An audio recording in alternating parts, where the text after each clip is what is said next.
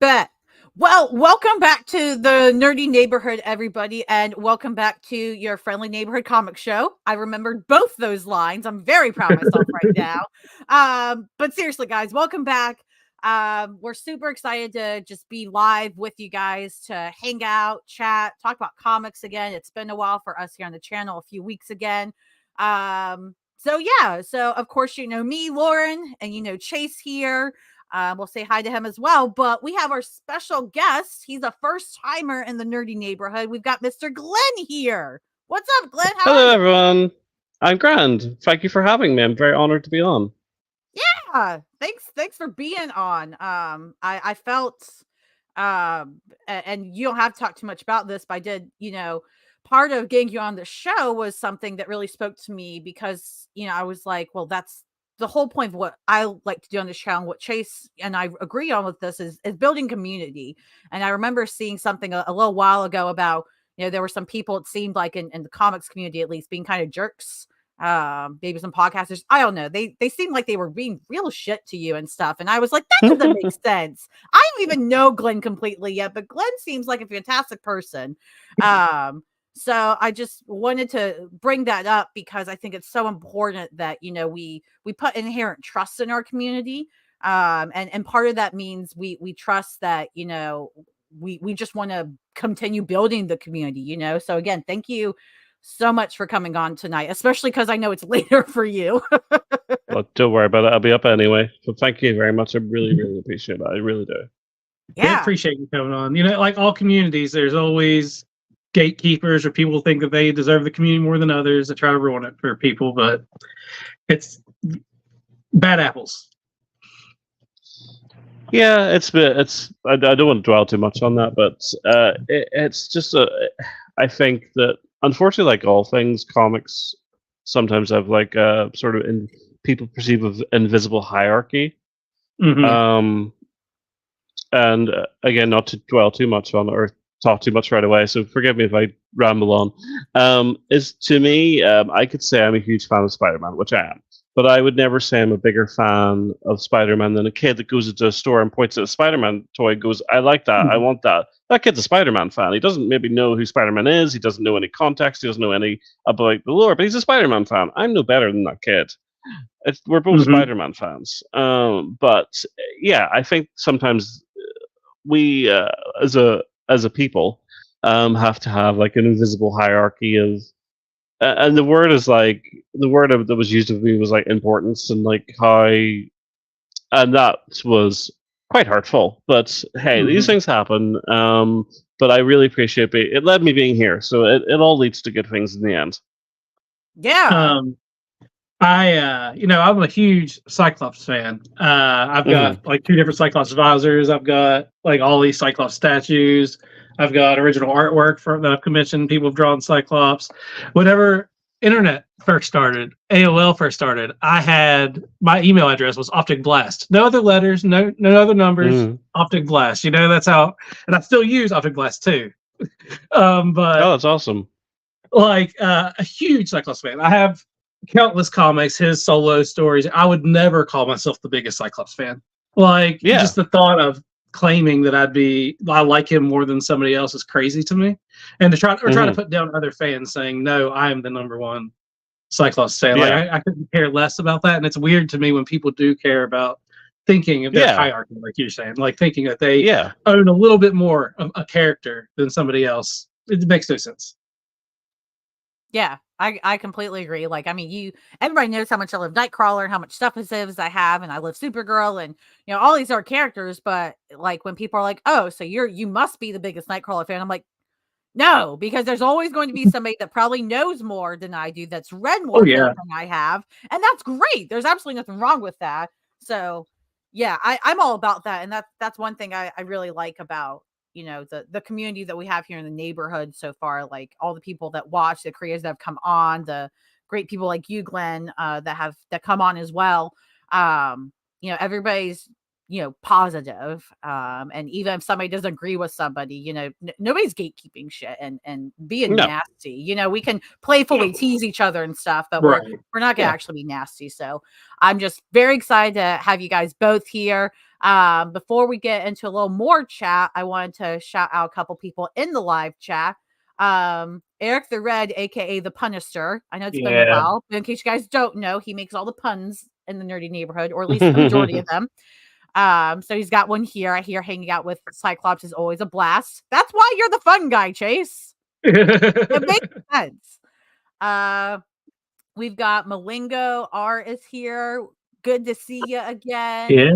And Howdy. Ian from the Nerd Room. Oh man, we're like traversing the globe right now.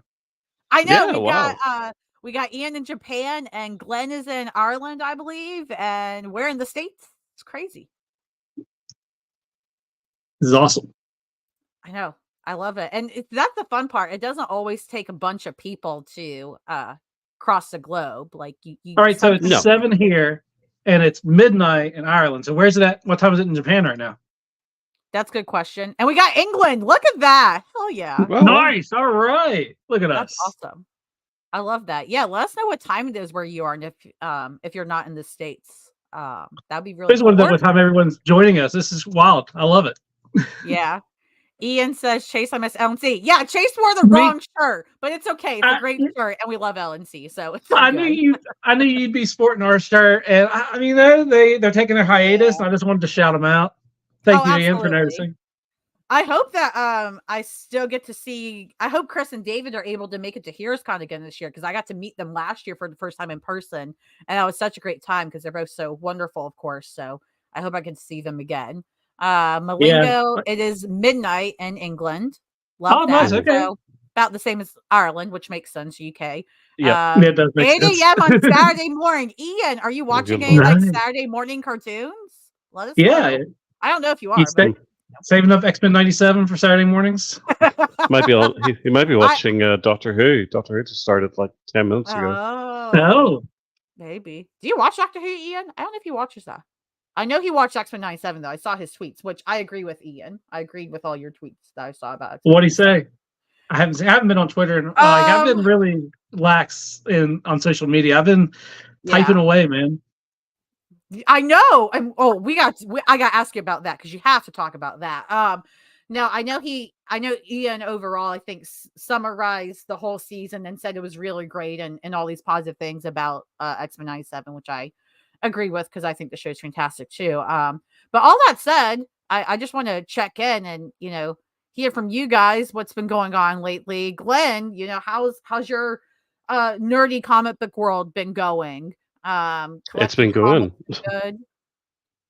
Oh yeah, I mean, I was just trying to think of when I started. Now I technically started very young, because my mother owned what in the UK we call a newsagents, which is basically like a local sort of mini mart type thing that specializes in magazines, newspapers, whatever, old concept now. And she would get me the iconic weekly British comics, the Beano, the Dandy, the Buster, and I learned to reading those. Nice. And then, but for seriously like reading kind of Marvel, DC, and ballooning out to everything else, Image, Boom, IDW, what have you, it started like 26 years ago. And it started out like with like 2 or 3 drawers in another room to many, many, many, many boxes in the attic over that time.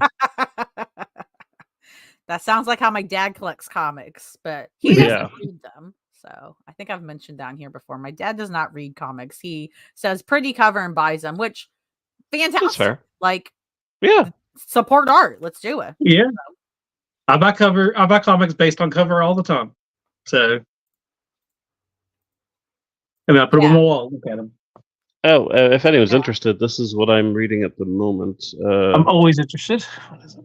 Oh, it's a Batman the Detective by Tom Taylor and Andy Kubert. Oh, okay. Are you liking it? I've only read the first issue. It's good.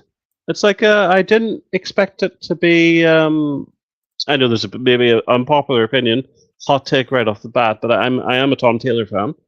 And I wanted to get this because it was him writing it. And I didn't realize it was like an Elseworld book, because this is an older Batman where most of his companions are deceased, and he's gone to England. Because on the cover there, you can see Big Ben. Mhm.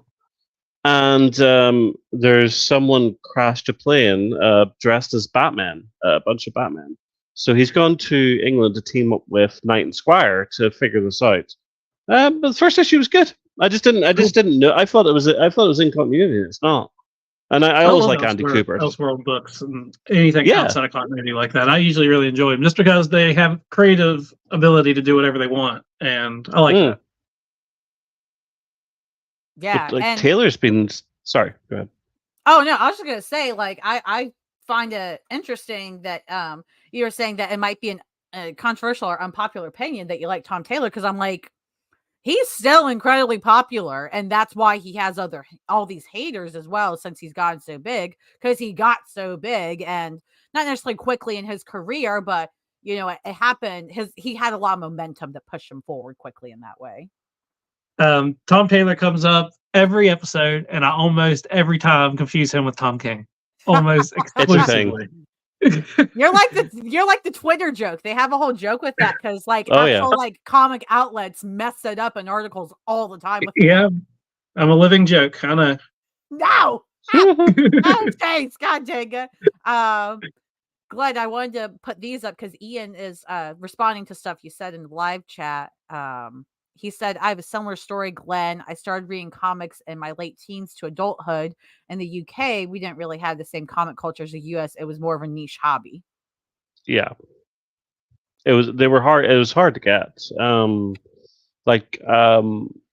I first stepped foot in an actual comic store when I was already reading comics, but it was like what I started reading comics properly. It was UK reprints that were years behind. They would package together 3 or 4 comics, which were Spider-Man comics, of course, and it was like 3 or 4 Spider-Man comics for like £2.80, which would be like $5 American. And but they would just be a couple of years behind. Although I didn't know this at the time, I actually stepped foot in an actual comic store. It was 2000, because I have a distinct memory of the guy was trying really hard to sell me a copy of Ultimate Spider-Man 1, the first one, because it was just out, and he says he was having a hard time selling it because it was a new continuity, and he would give it to me for cheap. And I was like, well, I'm a Spider-Man fan, I'll pick it up. So I just randomly stumbled into having an Ultimate, a first edition copy of Ultimate Spider-Man #1, which is probably the most valuable thing I have in the attic. That's awesome. I love stories like that. Yeah. There are other hobbies, of course, you get stories like that, but it just feels, and maybe it's because I'm biased, but it feels extra special to hear stories like that in comics. Yeah, especially when it's you got it for a deal, and it grew in price. You didn't just happen to go for it and shoot for it. It's just an occurrence that happened, and it's just great. Yeah, and then it was like nowadays I get my comics, because the comic shops here are not great. I will just leave it there in terms of their knowledge and their customer service, unfortunately. And so I get my comics online from a shop in England. I usually pay for them on a Tuesday, and they get here Wednesday, Thursday, Friday, depending on the post. So it is nice to have the books just pop in through my mailbox. Yeah. Mm-hmm. Yeah, I do online ordering too. We have our comic stores have really dwindled over the years that we've had here. One that's been around since I was a kid is still there, but she just gets like bare bones, and you don't get many options like what kind of covers you want and stuff like that. Stupid things that I care about. So I order online as well. I get my stuff from Texas, and it takes forever to get here. It takes they ship them on Wednesday. So I just had some shipped 2 days ago, and they won't be here till Tuesday or Wednesday after. Like, Mm-hmm. it takes a long time for things to get here from Texas for some reason. But so I It's go to that Texas. local That's comic why. store. It's Texas. I still go to that comic store just to. She has a lot of back issues. She still has back issues from the '90s, like because it's just long box on top of long box, so it just keeps growing over the years if she doesn't sell them. So if you want to take the time and just start taking long boxes off, you can find stuff that's never been sold that came out like. You find original image stuff there. You can find tons of stuff. You just gotta look for it. I do miss that element, to be honest, a lot. Yeah, Just that's one of my favorite parts about comic hunting. Just searching. I love going to shops in America. Like I love Midtown Comics in New York. I love. There's actually one in Dublin. There's a brilliant one down in Dublin called Big Bang. Sub City is down in Dublin. They're brilliant. There's some good ones in Dublin, but the Dublin is like 50 to 80 pounds, or in American language, like say $100 bus train trip away. So I can't go down there, unfortunately, all the time. And it's actually because Dublin uses a different currency than because they're Ireland, we're Northern Ireland. It's a whole thing. And literally, it's a whole thing. They use a different currency, and it actually cost me more to get comics from the same island that I literally live on than to get them from England. It's cheaper to get them from England, which is like a whole ocean away. That's wild. Jeez. Yeah. It's politics crazy how stopping your comics. something. It's crazy how hard a lot of people have to work, or how hard it is for some people to get comics. Probably a lot of people, to be honest. Yeah, no, I don't take it for I take it for granted how easy it is for me to get comics here. Yeah, I mean, I can still go to my shop. They're 10, 15 minutes away, and I can walk in I'm very there jealous. and get my books. Yeah, and they get most everything I want. They're not a giant store like Midtown in New York would be. I haven't been there. But that's one thing I want to do, is go to like a humongous like comic store one day, because I've been to quite a few, but nothing that I'm like, holy shit, this is like a mall of comics, That'd be pretty cool, but they're not here in North Carolina, I don't think. I'd have to go to like New York, or probably Texas or Florida to find them, or Cali. Yeah, there's also a really good. There's also a really good one in Florida called Coliseum of Comics. I wouldn't maybe necessarily recommend going to Florida currently. Is that a bad thing to say?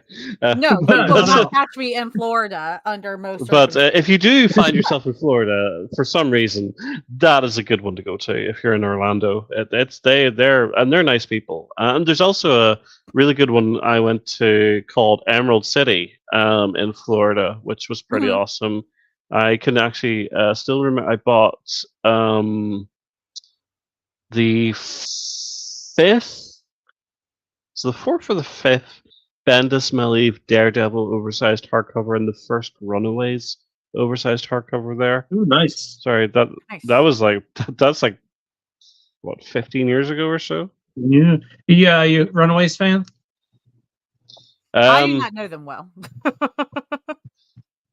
Glenn's this is the awkward thing where everyone's going to turn against me. I am the guy that does not like the Brian K. Vaughan Runaways run. Really? I know. Yeah, it's like one of the 3 that people I don't like telling people, because people like look at me as if I've just lost my mind. It's like that New Frontier, and anything, most of the work by Grant Morrison. I just can't. I read Runaways and New Frontier, and I just couldn't connect to them. I could tell that I could see things that people liked, and it was great art. Especially New Frontier was stunning art. I just was like, I cannot connect to the story for some reason. There's something that's not happening. You mean in Ireland you can't connect with high society, California? Villain parents. No, parents being so real, But I would probably check out the Rainbow Rowell stuff if they ever did, like, I'm a sucker for omnibuses. I'm like really bad for. I'm a bit of a omnibus addict. But I would probably check out the Rainbow Rowell stuff. I heard good stuff and I love Chris Anka's art, so I'd probably check that out whenever it gets an omnibus. Yeah. Do you like any other Brian K. Vaughan or? I loved Paper Girls. Loved Paper Girls. I never watched that show. It was good. I was so sad it got cancelled. I think it deserved so much more. The actors in it that played the girls were so young, but they were so brilliant. I felt it deserved more. I loved Private Eye, which is like the recent years he's been doing like these like almost webcomic things that you pay whatever you think you feel worth paying for. Mm-hmm. They did a collection of that. That was him and Marcus Martin. I'm trying to think. I'm blanking now. I'm sure I have enjoyed more. I've got a collection of Batman stuff he did before Brian Azzarello jumped on the book that was good, and a Spider-Man miniseries he did called Negative Exposure, which was good. I'm trying to think of I'm looking at my comics that are right beside me. Why the Last Man? Did you read that? I tried it. I couldn't connect to it. Didn't get into it, huh? Interesting. Yeah. Shane. Yeah. Shane's just trying to figure you out. I am. I am a shit. I will never shame anyone for liking or disliking a certain comic, but I'll just say, and some people are like, "Why? How could you not like?" I say New Frontier, for example, which is one of the most prestigious, well-regarded comics of all time, and I'd be like, I don't know, there's just for some reason it just didn't click. And that's what happens. Just some things aren't for you. I'm the same way. There's just random things that you just don't like. It doesn't make any. There's no rhyme or reason to it. I'm not a fan of 30 Days a Night, and people praised that when that came out, and I thought it was one of the worst comics I'd bought. I was so angry that I paid money for it. I gave them away. But I said it's a good concept and it'd make a good movie. And then when the movie came out, I saw it in theaters and it was good. But the movie is good. Yeah. The book reads like 30 seconds, like they definitely, I'm supposed to assume they stayed under a house for 28 days. Like, what was the time frame here? It doesn't make any sense, but it was a great idea. I just did not like the book. And I used to get shit for that a lot, especially in the early 2000s. No, no one should give you, if you don't like a book, you don't like a book. That's just what it is. I think unless there's something problematic, unless you say, oh, I like this book, which is problematic for whatever reason, I don't think someone should criticize anyone for a book they like or don't like. That's just my opinion. But I'm very kind of like, there's certain books like, say, Brian K. Vaughan Runaways that you get a lot of judgment for if you don't like it. Trust me, I've been there. And it's just like, well, I don't think if you just don't like it, that's fine. It's just what it is. Right. Art is subjective. Any critically acclaimed thing, you will find someone out there that doesn't like it, or something that's reviled. You will find someone who likes it just for whatever reason. They'll be like, they'll be like the one to go, I actually quite like that. But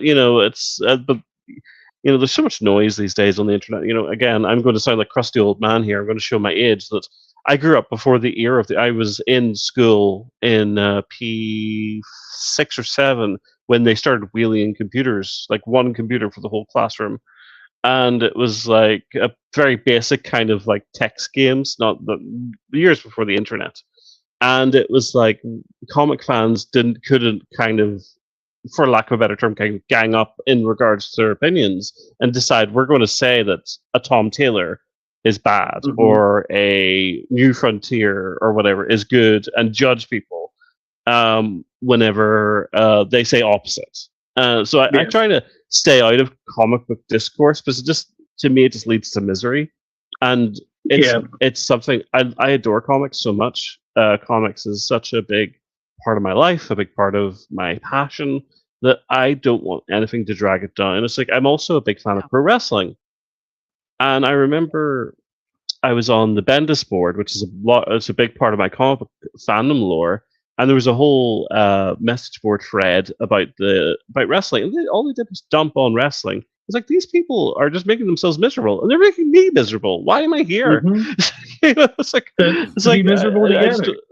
I just don't understand. I'll never understand. I mean, I'm not saying you shouldn't criticize. Absolutely, we all pay our tickets and buy our comics to be able to have the right to go, I didn't enjoy this. But there's a difference between that and just be kind of like, I'm going to hate on this and make it my entire personality. I don't have the energy, I don't have the time, I don't have the money to do that. I just go to open a window here. Ugh. Bring you with me. That's fair. And I know the second you said pro wrestling that Chase was just like, yes, in his head. Yes. I haven't read Do a Powerbomb yet. I will. It's good. It is. It's pretty good to what it said. I wanted to catch Sorry, up on the live chat real quick. Award-winning good. Oh, we get to move around the house. Cool beans. Yes, apologies. No problem. Malingo in the live chat earlier said, Glenn, have you tried Rare Waves? They mostly sell CDs and records, but they're pretty good for trade volumes too. Got some Miss Marvel and Harley Quinn from there at a good price. Oh, all right. I'm going to write that down because I will never say no to a good price. And Eric said that his shop is the Coliseum of Comics here in New Tampa. It's awesome. Yep, everybody catches up there. And I think that's most of it. Malingo just said there's a USA Rare Waves too. Cool. I'll have to see. I'll look that up too. I don't know if they're small enough to be around here, but I'll look. I'll look. Yeah, so Glenn, I know you mentioned a couple of times, and you actually mentioned him before we went live on the air. You talked about Spider-Man quite a bit. So it seems like he's your dude, it seems like. Is that correct? Is he your dude? Yeah, pretty much. I can't even tell you. I'll never say I'm a bigger fan of Spider-Man than anyone on this planet, but I have an unsettling amount of lore in my brain that's bordering on a bit sad. And it's just because I've been reading. My first experience with Spider-Man was like the cartoon from the 90s, which I know got some love on X-Men 97. Yep. And then that led to the Spider-Man Adventures comics, were just adaptations of the episodes, and that led to proper Spider-Man comics, where I started on with. I had a few before that, but my first real one that started the whole thing was an issue where Ben was Spider-Man, Ben Reilly, and I was like, what? Who's this guy? Because this was before Ben was on the Spider-Man cartoon, and so that was 1998, I think, and the reprint. So that would have been an issue probably from '95, and that was sort of towards the tail end of the Clone Saga. And ever since then, I've just absorbed all Spider-Man comics, issues, pieces of knowledge I could get my hands on, to the point where it's almost like I'm a bit of a stalker for him, and that's just balloons into everything else. I'm also kind of big into. I mean, I'm a very basic. I'm big into Batman as well. Batman's, but like I still have so much love for the animated series from the 90s. Mm-hmm. Of course, I say to everyone, I can trace back all my passions in life in regards to fandom to two things, and that's Batman the animated series and Sherlock Holmes. Oh, interesting. Good thing. Sherlock. Everything balloons out of that. But yeah, so Spider-Man is something not to overshare, but is like I was kind of the unusual kid that read when I was in school, because it was like, there's in the UK a big sports, football, what you call soccer mentality. Like if you don't like soccer, you're like an outcast. Yeah. And at least this was in the 90s. I hope it's better now, because obviously comics are a lot cooler now than they were then, and they were such a niche thing. Like someone on the chat said, they were hard to come by.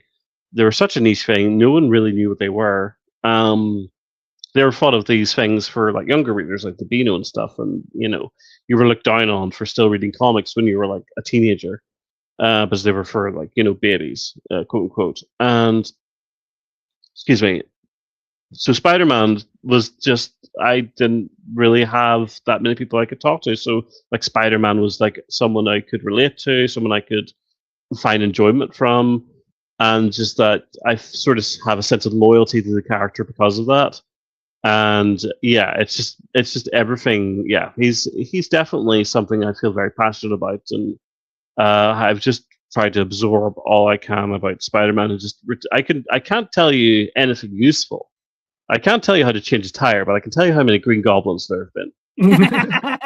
I always say I have a whole universe's history and knowledge in my head. It's just not the one I live in. Like, Yes, I exactly. couldn't tell you like a lot of like precise dates and stuff about our actual history, but I could tell you like if with precision stuff that happened in the Marvel and DC universe, like Exactly, in yeah. timelines. It's just our priorities are different. But to go on with what you said, me and Lauren are both from the South. It's very sports driven here too, and you're looking at a person from West Virginia who doesn't hunt or anything like that. So I was definitely an outcast as well, but I had easier access to the comic books, I guess. But outcast mentality still for sure. Yeah, I mean especially being like a woman as well was tougher with it, and now it's like every straight guy, I guess stereotypically, is dream for a girl to like nerdy things too, when back then it was like absolutely not. If a girl's interested in that, so yeah, it's Yeah. very interesting to see how people, especially in the past law of comics, and how people think of them now, but it's also like all these other forms of media have made comic things so popular, but they still haven't really made comics popular. Does that make sense? True. Like a lot of people don't Oh, read yeah. comics, but they like the stuff that's in comics that originated from comics, and the Krabby Patty formula that all comic book retailers and publishers continue to try to figure out is how do we get these people to actually read the damn comic and to keep reading the damn comic. I like the idea. I don't remember who did it, but there was a promotion like for a comic book movie that they gave out a comic at the theater. I don't remember what movie that was or what, but I always thought that when I worked in the movie theater, they did that. I thought it was a good promotion to give the people the comic. Here, you're seeing this movie. Here's a comic book. Like, it's from here. I like that James Gunn's been doing that a lot more. James Gunn seems to be very passionate about getting people to read the comics based on, especially what he's doing at DC. Specifically going, my Supergirl movie is going to be based on this Supergirl comic. Go read it. Why not? Especially came out that people for MCU said they liked it if their people didn't read the comics, so they weren't hindered with thinking it had to be like that. And I was like, well, that's wrong. Like these storylines are already there for you. It's really stupid that they did that, because I hope they're learning that was wrong for many reasons. But, I mean, with X-Men 97, I mean, they literally just adapted multiple comic storylines into one season. Oh, yeah. They continue doing it, but it's all from the comics. They made a couple they might have changed the character here or something like that. Like, they shortened some stuff, took it out, but yeah, that's all they did. So, and people loved it. Both people that have never read those comics before, and people that have read some of those comics, but not all. And then, of course, people that have read all those stories. Most people have loved it overall. So during the Asteroid M stuff, Colossus is the one who turns against Xavier and joins Magneto. But since he's not there, they gave it to Rogue, and it still works perfectly. You know, like. They're making their way there, but they're doing the storylines. They're just finding ways to work it in, but they're staying true to it. X-Men 97 has been great. It's been great. Yeah. I was going to say to you, Glenn, talk about the Spider-Man cartoon. Did you see that you can buy his jacket, like the white jacket with the aqua? I was like, it was real hard for me not to hit buy on that. I haven't watched that cartoon in years, to be honest. I watched the Batman animated series all the time. It's on Max, and I watch it constantly. I think it holds up. I don't know the Spider-Man one, not so much, maybe. Especially now I know how much it strays away from the comics and makes weird decisions. The Madam Web stuff was pretty wild that they did in the show. Yeah, well, the star of hit movie, Man and Web. It ended on a cliffhanger too, which always rubs me wrong. Well, There's some interesting stuff in the X-Men '97 finale, as far as I'm aware, that might be have something to say about that. Yeah, no, I was thinking. I watched the finale, and I was thinking about that. I was thinking if they. I mean, I don't want to say it, but yeah, I was curious. Yeah. I mean, I guess it worked. Yeah, I'd keep it spoiler free. I definitely don't want to spoil the finale. But if you want to talk about it with spoilers, just pop in the Discord. There's a spoiler chat. Y'all can go off. No. I'll be honest. I've not been watching it. I'll be. Glenn, get to it. Well, there's a reason. I promise. It's not a very good one, but there's a reason that I know like a lot. I know a little about a lot, and then a lot about a little. But my two big kind of black holes of knowledge, DC, it's Green Lantern. What I know about Green Lantern could fill a thimble.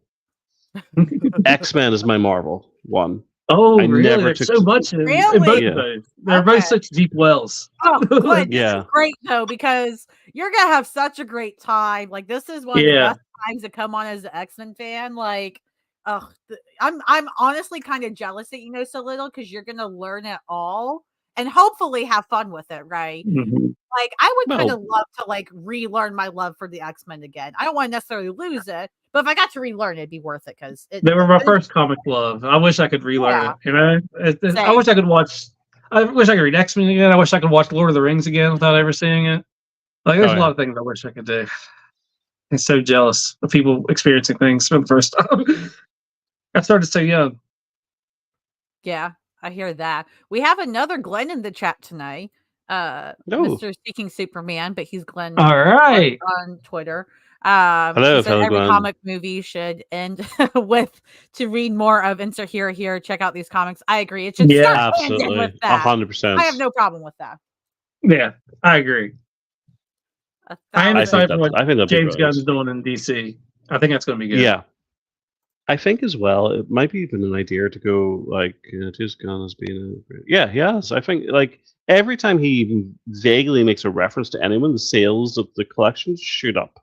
And it's like, this isn't that hard, you know. Like, how hard is it to even have like an interview with, I don't know, say Chris Evans when he was doing I don't know, say Winter Soldier, and it's like, it's based on this comic, and he holds it up, and like, you know, sales would go through the roof. That's not hard. You know, it's like advertising works, don't you know? Even if, like, because I know they have the creator thank yous in the credits of the MCU movies. They're hard to spot. They're like right at the very end. Yeah. But it would be cool, you know, the way that whenever they have like song, like this song by this person, song credits, they could have like comic book credits like this. They could even have the covers in the credits, like based on. I didn't think about that. That's good. Yeah. Storyline credits or just concept. Yeah, I like that. I never thought about that. Or like Captain America, like major contributors or issues to check out. And yeah, it's still like, and you could have the covers with people with visual, but like you can have them just in the credits as well, because especially now in streaming, they can pause them and go, oh yeah, like if I want to go read more Captain America, I can just go here, and here, you know. Yeah, the problem isn't that they don't believe in marketing. They clearly do, because they market their films and shows most of the time, at least. It's that they don't believe in marketing the comics as well, and they don't see how they go together. You know, if the comics are doing better, the films do better. If the films are doing great and you market the comics, then the comics will do better. Like, there's still different markets and all that, and I understand that, but like, yeah, they're not even trying.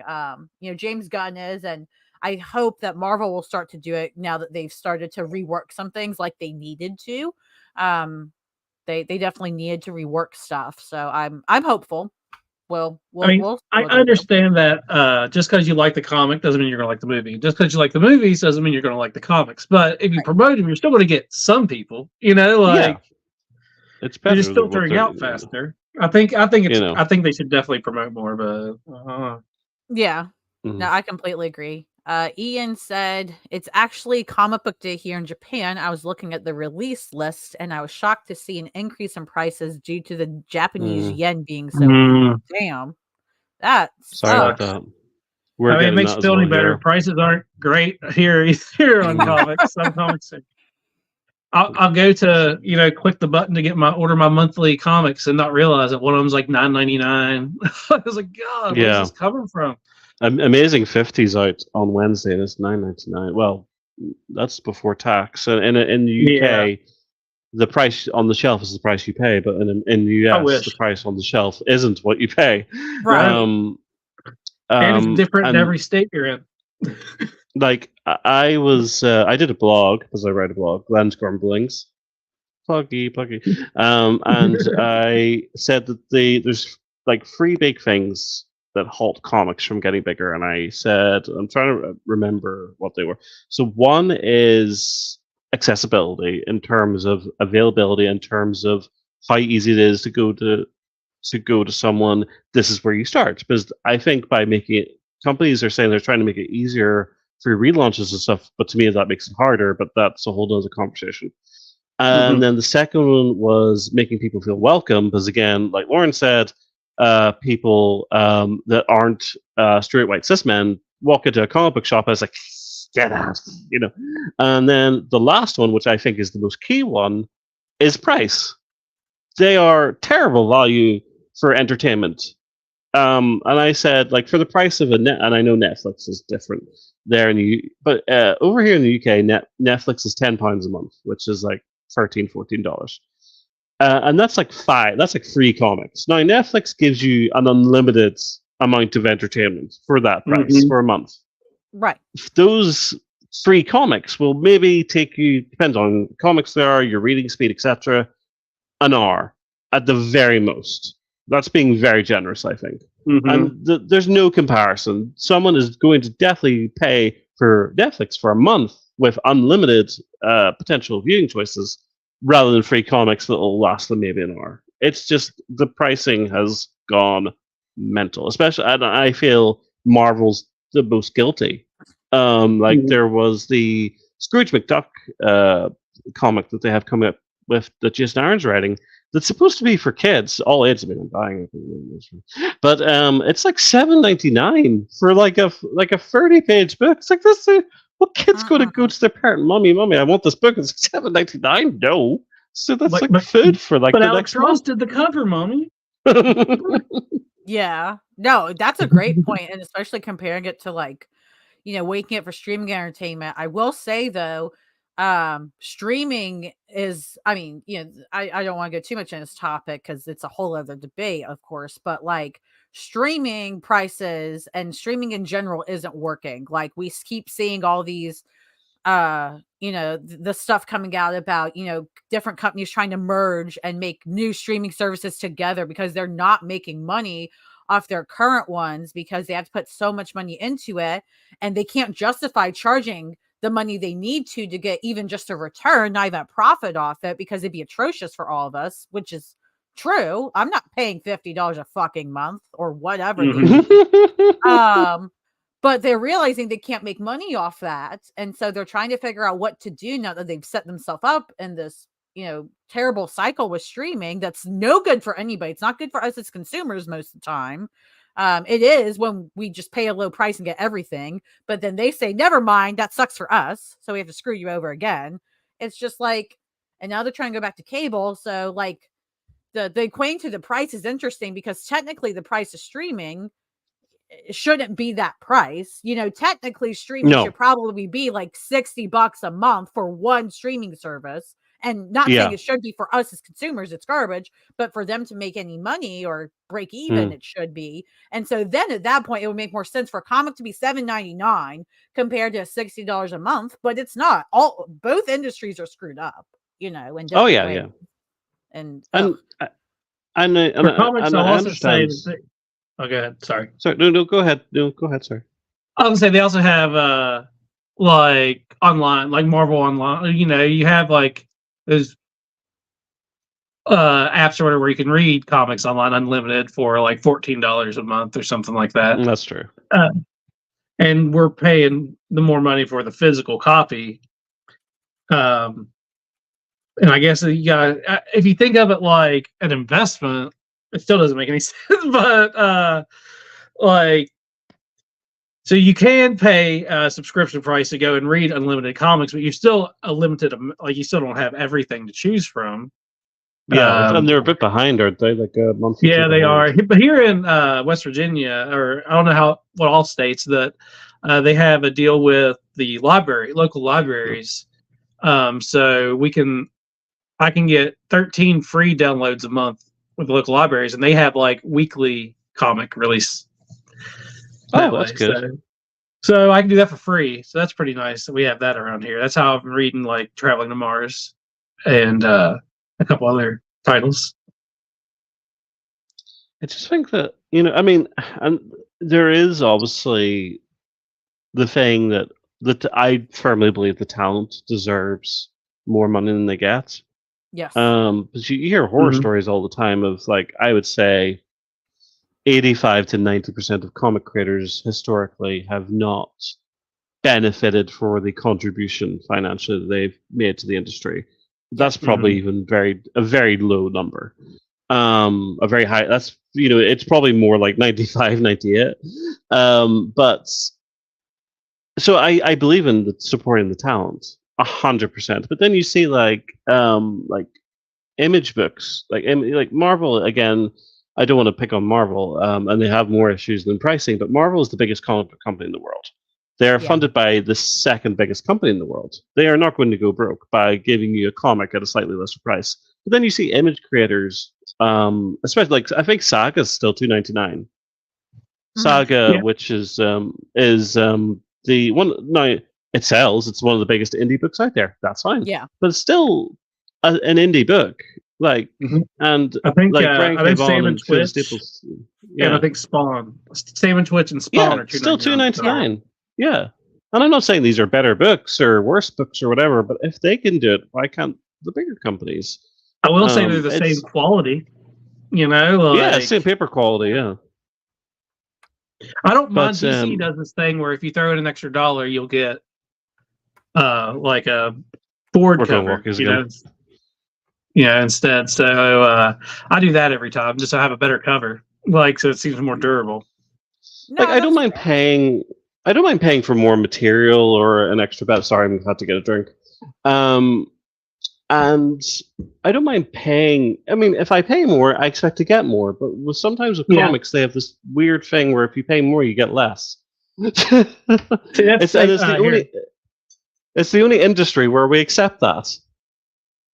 Here I've got out the Birds of Prey. I got the big Barda cover. Yeah, one. That's an awesome. And because I paid for the cardstock cover, they stopped changing and they put the real cover in there too. So you have the A cover. I didn't know they did that now with their cardstocks. That's really cool. So all DC, if you get the cardstock cover, you still get the A cover too.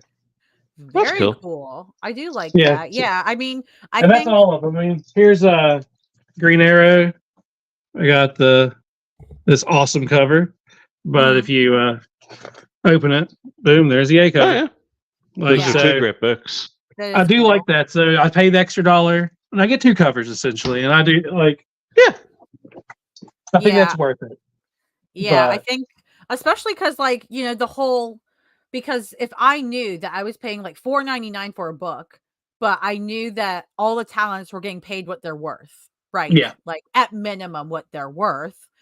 I have less of a problem doing that. And that model actually works depending on who you market to, because Alamo Drafthouse, which is a movie theater chain.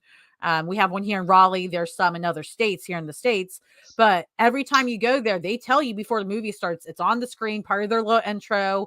It says every single time, hey, because we want to pay a livable wage, an 18% gratuity will be added to your check.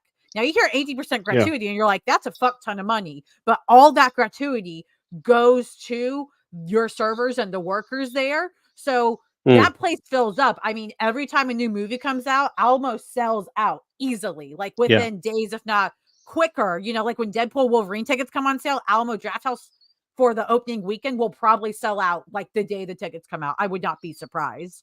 I know that times are hard, and people like supporting other people. I know that another podcast, the Comic Book Couples Counseling. I know that they do stuff at an Alamo Drafthouse every. They do. Yep. They're awesome. They have stuff going on there. Yeah, and So Alamo that's Draft pretty House cool. is awesome too, because I mean, they do that, and they're also like hella like supportive of the LGBT community and diversity. Like they're very loud about it, and all these different things. So they can be what some people would consider too woke, and also make you pay more than other places. Well, for the services, and they're doing incredibly well from everything I've seen. At least I don't know all their numbers or business, of course, but they're here. They do incredibly well. Everybody likes going them. They know what to expect there. They get quality service. The workers seem very happy when they're working consistently from what I've seen. So like it's possible to do all these things if you figure out how to do it. And I know there's a lot more to it than just saying, okay, we're going to do this. Like business is hard, especially here in the States with all this capitalism shit. But yeah, I think that's really cool of them. I wanted to take a You second. think about. Oh, Oh, sorry. go Go ahead. ahead. I was thinking about like Oh, no, take Kickstarters. I'll end up paying $20 for one issue of a comic just because I know all the money is going to the people making the comic. Yeah. Even like, whatever tier I get, I usually take it to 20. Like I give them at least that much money every time if I'm getting one issue. Yeah, absolutely. I just want to catch up on the live chat real quick because people were talking quite a bit as we were talking. Yeah. Ian was asking how much comics were here in the States. So I put in the live chat myself that was about $4.99 to $9.99. If you're lucky, you can get $3.99. And like you guys mentioned, like Chase mentioned earlier, Image has some $2.99 comics. So I let him know that he thought they were cheaper than that. Nope. Again, we got money issues here too, brother. We're all a mess here. Malingo responded earlier saying there's a lot of comic shops that are wide and mail. Yep. Hasn't went away. It's gone better depending on where you are, of course. I've seen it get a little bit better, but not completely. Eric the Red said he went mostly digital unless there's a comic he wants to read over and over again. I'm assuming because of prices. He also said Marvel stuff is overpriced in his opinion, or what he knows, I guess. Glenn, other Glenn. I'm just gonna call you Seeking Superman. I feel bad calling you other Glenn. That sounds so mean and dismissive. I don't read manga, but their marketing strategy of trade reading and most of their popular series stays in print in the US comics. Oh yeah, Even the most popular characters, they're out of manga is crazy, dude. Manga, Mhm. like manga. I Yeah, have a friend that works in Barnes and Noble, and like they have to watch that manga section like hawks because that's where people steal the most from and shit. It's always the manga. Fucking just crazy stuff. Ian said that he also moved to digital, especially because of lack of availability there. And Speaking Superman, Glenn said, I think to get new readers, they need to make their material more accessible, which I completely agree. I agree too. They do have stuff. He goes on to mention the Marvel Unlimited is 3 months behind. DC Ultra is 1 month behind. So that's some accessibility. But again, you have to be able to pay the money for those services. So yeah. that's a whole other thing. Libraries are great. Libraries are a great shout, though. I mean, I'm all you can go even if they don't have a book. You can go and request it, and they'll get it for you. So libraries are a great way if you want to get into comics and you don't have a lot of money. The libraries, the comic book companies will love being able to having their book available in the library. They'll love that accessibility. When I get hardcovers, I take all my soft covers that I have to the library, and give them to our library has like By the Horns, they have like some top tens, they have fables. I try to keep them nice and flush with random comics. Yeah, that's great. Hardcovers. Because I have no reason to have two versions of the same comic in my head. No, I'm the same. Yeah, and people in the chat were mentioning that it was pretty cool that what you're showing the DC does with the covers. Oh, I do think that's awesome. I think Marvel should. I think everybody should do that. Just because then you don't necessarily have to buy both books, but you're still paying a premium for that nice protective cover on the front. That's what I think of it as. It's I mean, I usually like the cover art too. The B cover art's always pretty good. But I like to think of it as kind of like a protector over top of the comic. Yeah. Yeah. For shipping, and for just in general. So I really like that they do that. Yeah, Absolutely. Well, Glenn, I'm going to pose a question to you, and then it'll be Chase's turn. But so tell us a little bit about your comic journey, and what does actually keep you reading comics? Have you ever since you started reading comics, have you always kept up with them? Did you ever fall off and come back? No, I have been on this crazy train for about 26 years. Since I Damn. started with that Spider-Man comic, and it just was like, well, I'll just stick with Spider-Man until I find out who a villain called Gaunt is, and then I'll be right off, and I'm still here. Um, I just love the medium. I just think it's such a unique storytelling thing of it's a beautiful thing of art and words working together that you don't get anywhere else, and comics can do so much that other mediums can't. Like you think you've seen again, I've been reading comics for so long, and I've been reading comics that obviously were made long before I was here, and you think, oh, I've seen everything, and then you'll see a comics like you'll read a comic like I know this is a couple of years old, like Batman issue 5 of the Scott Snyder Capullo run. I think it's issue 5 where he's in the maze, and the comic is sort of you have to turn the comic. You feel like you're in a maze with the way the comic is laid out, and you'll see something like that you've never seen before, and you'll be like, "Holy cow!" Or you'll read something like Ice Cream Man that like changes itself every issue nearly of different format, and you'll be like, "Wow, this I've never seen this." And they're always surprising me. I mean, there is times when I read because there's like characters that I will stick with no matter what, like Spider-Man. And it's been a hard time for Amazing Spider-Man fans ever since Dan Slott left with issue like 901, was it? No, 801? 801. And hated the Nick Spencer run, maybe probably my least favorite Spider-Man run ever. And then Zeb Wells has been. Oh, dang. Did Marvel get him? Oh, I think Marvel got him. yeah. He started just That was- trying to talk bad he- about a Spider-Man run, and He said Zeb Wells, and they took his ass. Yeah, I'm gonna cry. That's pretty fucking funny. Jesus. We'll wait for him to come back. Perfect. They gave him back. Sorry, that was my fault. See, I was worried Marvel took you. You said Yeah, Zeb Wells, and you were he's saying too gone. I much. was like, well, so Zeb Wells has been this odd little roller coaster of weirdness. But like I still read. I mean, they don't have. I know I can stop. They don't have a gun to my head. They don't have compromising pictures. They don't have my children. I can stop, and but I'll keep going because I'll always read that book no matter what. I'll stick with it until I was getting it to gets Zeb better. Wells Spider-Man. I can't believe what they did to my man Ben Riley. It really took me out of it. Yes, but have I ever wanted to stop? No, because there's so much. I literally think there's a comic book for everyone. You give me 10 minutes of a conversation, I'll be able to get you a comic book you will enjoy. All I need to know is what films you like, what TV shows you like, and there's literally a comic book for everyone. There's even a comic book for the idiot bros that are like, I hate the way comic books are. There's like companies that cater to them. Like exclusively, that's how it's like there's comics out there for everybody, and there's so much choice. I feel like we're very, even though the pricing's all up the left. That's a British term. Forgive it. The selection is the best it's ever been because there's so many different creators out there being able to tell their story because they have so many avenues to do so, not just in print, through webcomics. Some of the biggest comics in the world are through online. And then you also have archive stuff. Everything that has ever been created in the comic book world, you can get in a collection or via digital. There is so much choice.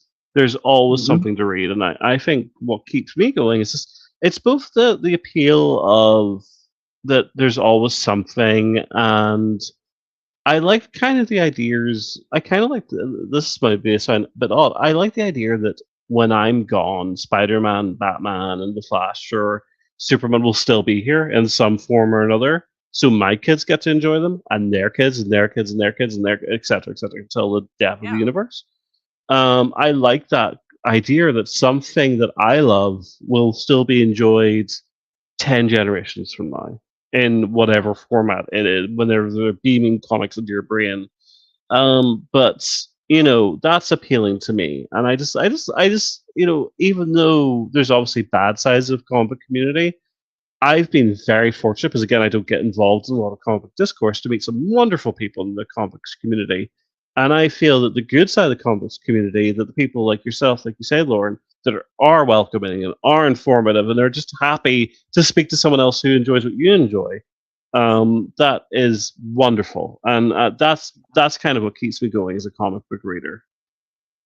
I love that. I Great I answer. couldn't agree more. Thank I you. think we just end the show there. Glenn said it all. Like, All right, bye. he's in charge of the dirty neighborhood now. I'm giving the reins over.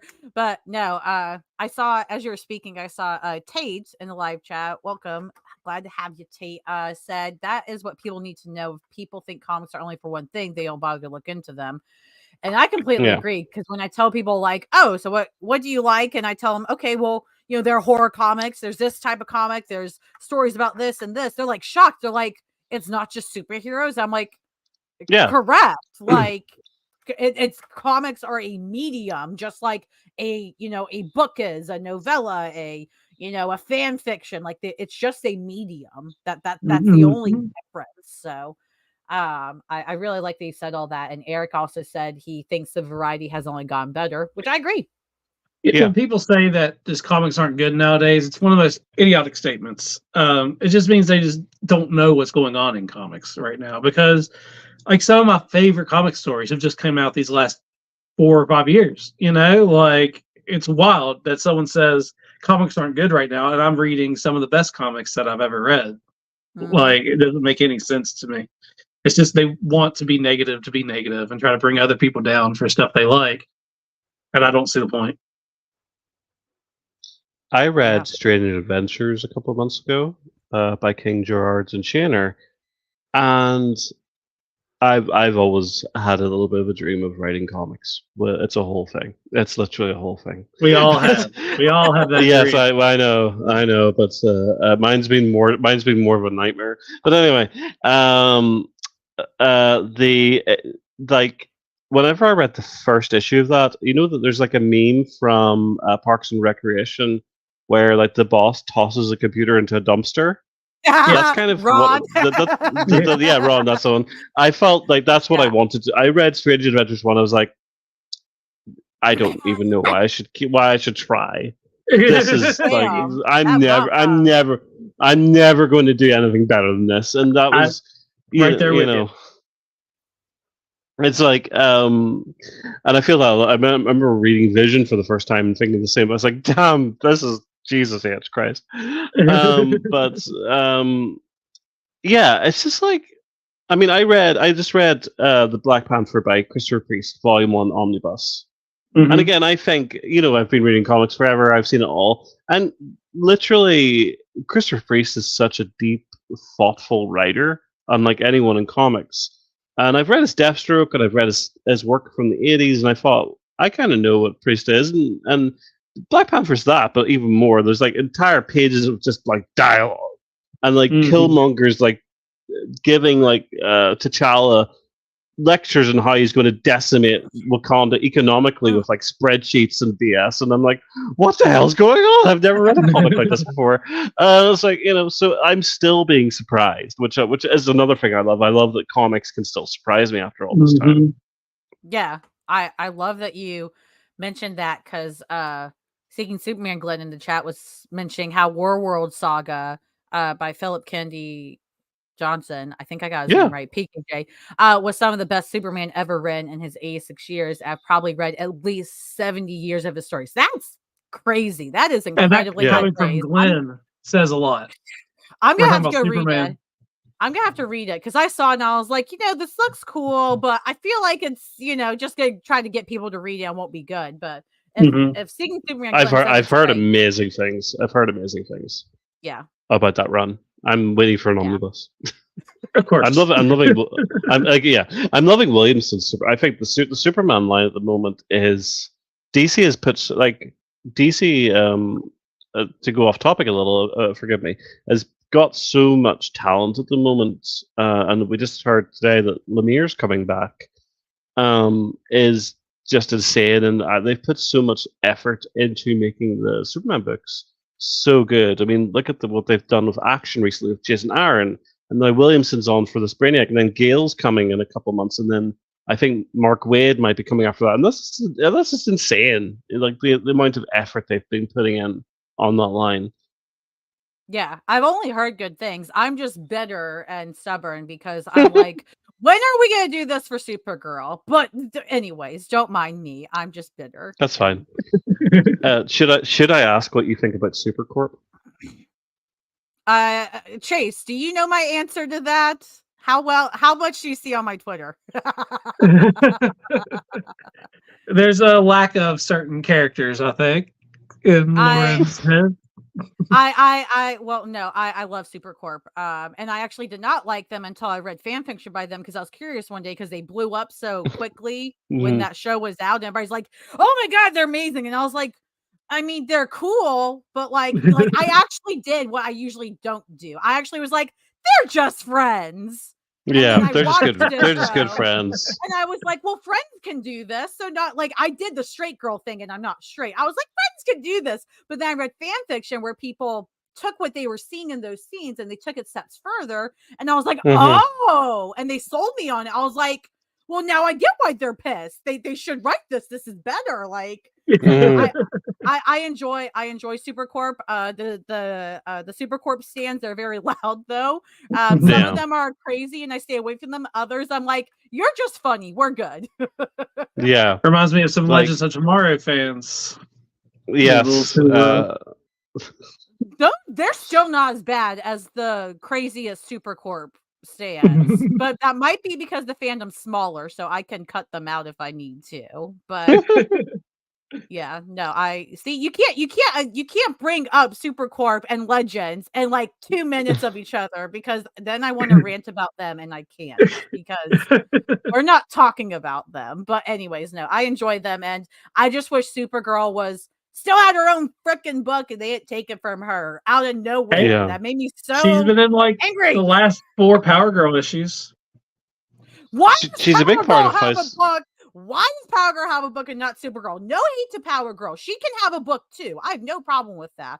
Why did she have one and not also Supergirl? Anyway. Supergirl's been in like the last 4 of them, I think.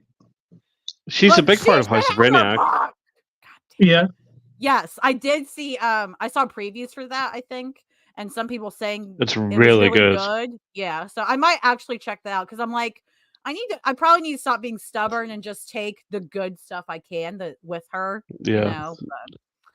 You know, Supergirl was a part of the what was the DC thing like where it was raining and turning everybody into something. What was that?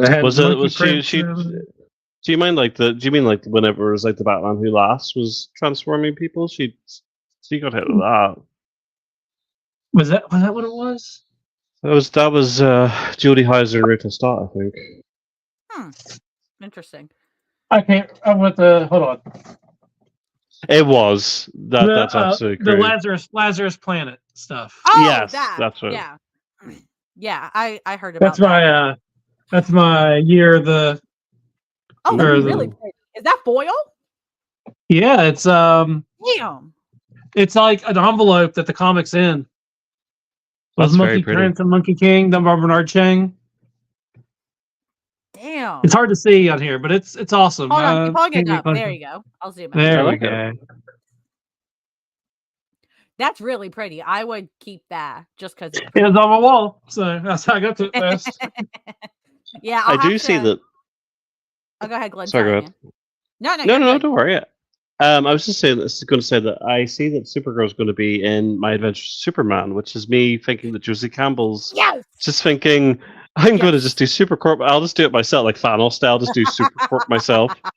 That was, it's fine. No, I saw that and I was like, damn it. Now I'm going to have to watch that. Not because I don't want to or haven't issued the show. It's just, now I'm like, all right, it's still not her own thing again, but, I'll watch it. I've heard it's great. It's great animation. I want to support it. So I'm going to give it a shot, see how it is. It would be fun if they pulled Supercorp. I still don't think they will, though, because they have a real problem with Kara Zor-El liking women because the one time they have let her do it in the comic, it was an AU, and they still forced Tom Taylor to change her name. She was not Kara, she was Zara. And we were like, why? What is happening? And he's like, sorry, I had to do it. And I'm like, okay, Taylor, I'm not mad at you. Got you. Editorial. Who do I have to fight? This doesn't make sense. But, this is like they wouldn't let Wonder Woman in the who's like the sort of LGBTQ plus anthology that Jadzia Axelrod wrote about all like the like gay characters, bi characters, etc., characters. She wanted to have Wonder Woman in it, and the editorial was like, "No, you can't have Wonder Woman."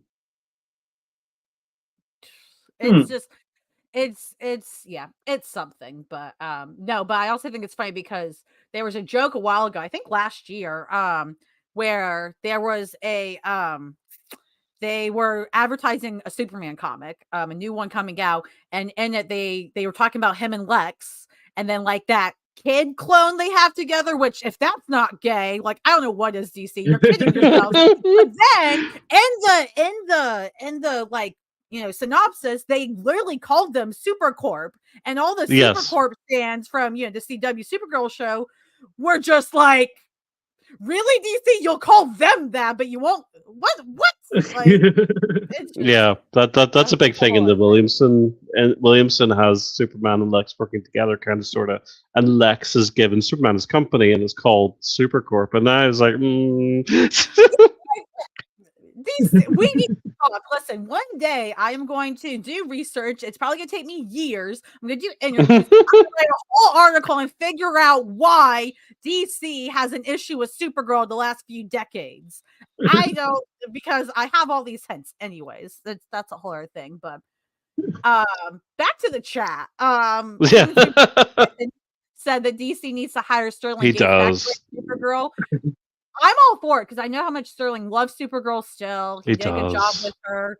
As long as he still has new, fresh stories with her and he doesn't write her like he wrote her back then, because while he did a good job back then, Supergirl now is still different. You have to... Yeah. And that's one thing I worry about with past creators that wrote characters well years ago, writing a current character. I'm like, as long as you don't try to write them the same exact way you did it before, still write them as their core character.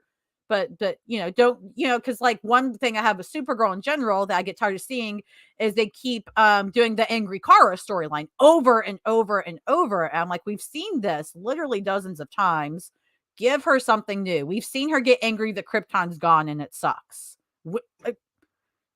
Not saying she needs to forget that as a character, she never should, but like tell other stories with her as well, please. So but yeah, it'd be cool to see that DNA from Lex and Superman. Oh, okay, that's what created Connor Kent. Okay, well, I just learned something new. Okay, it's pretty funny Tyler because they didn't know. It was kept ambiguous who like the human DNA donator was, and Jeff Johns is a fan. That's what I was going to say. Wrote in and went, "What if it was Lex?" And DC was like, "Oh, that would be stupid." And then he's like, gets a job at DC's going, "I'm going to make this canon." Yeah, the cover is Connor wearing the black Superman shirt, and he's taking a razor and put an L in it. Like the cover is Connor putting an L on his shirt. Yeah. That's so funny. It's just like, I just love that story that Jeff Johns wrote in as a fan going, "What if this?" And DC was like, "No."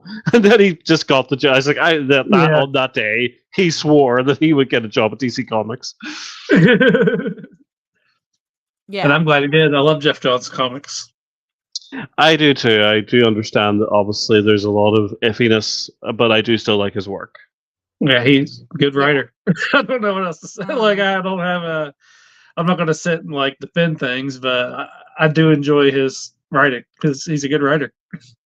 His problem is he doesn't get stuff done in time. Like his JSA is taken for he's always delayed. He's a menace. That's all I'm going to say about him. That's my opinion. He's a menace. You're like J. Jonah Jameson. He's a menace. Yeah, exactly. Menace. That's what. Give me pictures of Jeff Johns. Give me pictures of Jeff Johns. Give me pictures of his JSA. I need progress. Where is the... Yeah, exactly. I did find it interesting in the citations that were released today that Todd Newnick's drawing issue 12 of that. Oh, really? Because it's been Michael Jenner, and I would be very surprised if he was the delay. Yeah, I know, that is weird. I didn't read that. The art in it's been great too. Yeah, it was Michael Jennings amazing. Sweet. All right, Chase. So why do you read comics? Tell us a little bit about, what your comic journeys look like in terms of, reading comics, if you stepped out of them or not, if you came back, kind of where you are now, and what the hell keeps you reading them, obviously. Comics were, I said on this podcast before, I believe that comics are a big part for me growing up. My grandmother loved comics. My father read comics. He would take us to I live very rural area, so we had like a sports store, comic book store hybrid called King's Sports Cards, and one half of it was all sports memorabilia, and the other half of it was all comic book memorabilia. And in the back was a Teenage Mutant Ninja Turtles arcade game, so we would spend a lot of time in there. And my dad, like I said, we didn't have a lot of money, so we were allowed to have one thing, either a pack of comic cards, baseball cards, or one comic. And usually me and my younger brother would always take the one comic, which is why we have so many random issues of things.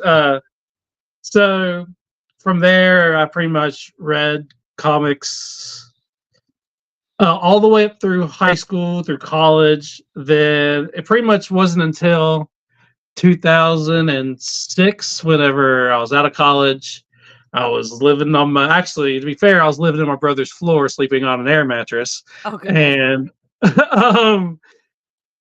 I was just trying to get my shit together, and comics had to go to the wayside. I just couldn't budget it in. The last thing I bought was all of the 52s, and it was killing me to get them as they came out every week. I was like, I cannot afford this, but I didn't want to stop. Then after that, I stopped for like 10 years buying comics, buying single issues. I still bought trades.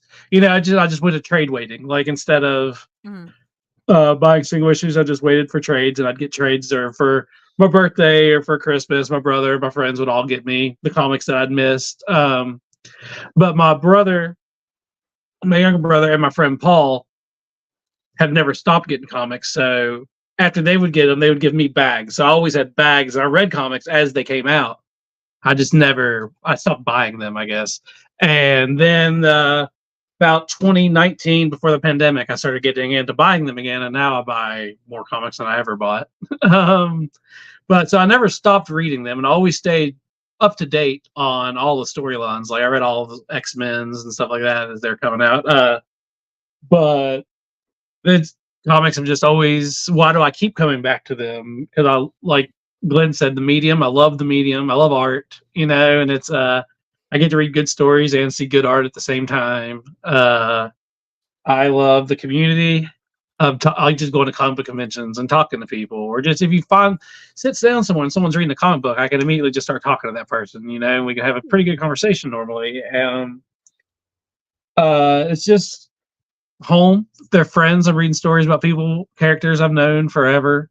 And I don't know. I just love comics. I just always come back to them because they haven't done me wrong. I might read an issue I don't like or something, or there might be a series that grows old on me and I stop picking it up, but that doesn't mean I'd stop reading comics, and it doesn't mean I won't go back to that character another time. It's just there's a lot of different genres. Like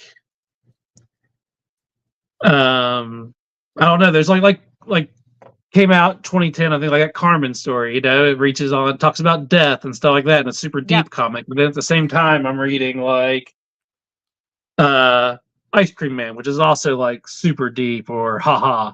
That was just a bunch of random little stories. But then I'm reading like, what all do I have over here? I'm reading By the Horns, which is about a woman killing unicorns. Or I'm reading That Texas Blood, which is like a noir type westerny story. It's just, or detective. There's just so many different things, and also superheroes. There's always superheroes. Or I'm a big fan of like slice of life, just people living their life. Like a lot of Jeff Lemire stuff. Essex County. Probably one of my favorite comics ever. It's nothing but just people living like in Canada. That's it. Like there's just something out there for everybody. There's a median for any mood you're in. You want a comedy, go read something from Kyle Starks. He's hilarious right now. You want horror, there's the horror genre is crazy in comics. It is even Hulk's in the horror genre now, like I love and I love it because because I can't do horror films and stuff because my body goes into fight or flight mode and won't get out of it for like days. Like it's bad because I'll get freaked out. But I can read horror comics and I like that because I still get the suspense and the thrill, but I don't lose my shit. Yeah. But it's still like, holy shit, this is so cool and things like that. The only thing I still can't do are giant spiders. I'm like, knock it off, please, God. I can't. And they're always in horror, always. And I'm like, stop. And fantasy, giant spiders, and all throughout fantasy, horror, fantasy, sci-fi, spiders. I'm like, why? Because they're creepy. That's why, right there. That right there is why. No, creepy is like, ooh, that's gross. But I'm still watching. I'm like, no, turn it off. Get it away from me. Mm-hmm. Burn the house down. Stuff, spider is always wet and slimy for some reason. Yep. She-Love. Hulk is also run by PKJ. I didn't know that. I was going to say that. PK, he's great. He's all over the show. He's a great writer. Yeah. Horror comics. I was trying not to say Murder Falcon again when I was naming things. That's why I kept looking over at my comic shelf. Just say Murder Falcon. It's a banger comic. There's nothing wrong with that. I can love it. I think horror is probably I think that horror is probably the number 2 genre in comics by quite a fair margin. I think so too. It's so look at the number, probably the top. Well, look at Walking Dead. Obviously, is the big success story. But the biggest indie book at the moment is probably Something Is Killing the Children. Mm-hmm. I was about to say, yep. And most of Tinian's work is horror based. He's a horror writer. Obviously, he does the things like Wind and things like that, but primarily it's horror stuff, and it's always great. And it always sells. A horror book that came out recently that I wanted to read and I hadn't got around to it. I hear great things. Is that Beneath the Trees Where Nobody Sees? Oh, apparently it's amazing. Yeah, I heard it was really good. Comic books, couple scouts that you mentioned earlier were big advocates of those guys. Yeah. But I think if you're looking to get into horror comics, one I would always recommend, and I know there's been a bit of controversy about his art recently, but there was no controversy back when this was coming. It was Gideon Falls by Jeff Lemire and Andrea Sorrentino, which is the best horror, one of the best horror things I've ever. And I'm a big fan of the genre in movies, TV shows, whatever. Big Stephen King fan. Read Stephen King books way too early. I have a whole shelf beside me right here, just all Stephen King. Yeah. I love his work, but Gideon Falls is one of the best. It's maybe my favorite horror comic ever. I would also recommend Nailbiter by Joshua Williamson and Mike. Is it Mike Henderson? I can't remember. It's amazing. There's so many. Horror is this. That is the big. Apart from superhero comics, you cannot step 2 feet in a comic shop without stumbling into a horror book. Mm-hmm. Yeah. I love Stephen King. I haven't been a big fan of the adaptations of Stephen King stuff in the comics, but I love Stephen King books. I liked the Marvel Dark Tower stuff. Yeah, did you? I liked it. I just got the third. I love the covers. The covers. Yeah, Jay Lee did amazing work on that. I like the stands. Lauren would hate half of them because they have the Mordred spider coming out of their mouths. Yes, I don't even like that image, Chase. Damn it. I liked the stand adaptation that Sakasso and Perkins did. Can't really remember much other ones than that. Big fan of Joe Hill, I think Joe Hill's amazing. Yeah. But Lock and Key, obviously, again, a big sort of horror.